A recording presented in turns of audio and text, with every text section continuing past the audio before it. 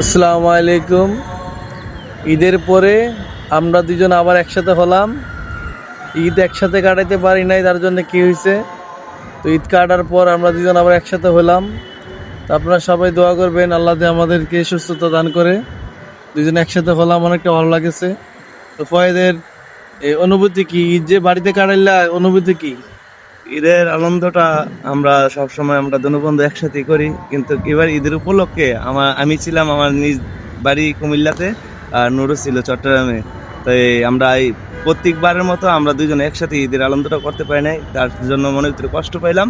কিন্তু সর্বশেষ সবকিছু শেষে এখন আমরা দুনো বন্ধু একসাথে হইলাম। বন্ধু, তো এই ঈদের আনন্দটা দুজনে একসাথে করতে পারি না, তাতে বন্ধু তুই মনের ভিতরে কোনো কষ্ট নিস না। থাক, সবে আল্লাহর হুকুম, আমরা দুজন একসাথে হইলাম, তার জন্য অনেকটা ভালো লাগতেছে। তো এই কারণে একটু ভিডিও করলাম, মনে একটু শান্তি লাগতেছে তার জন্য।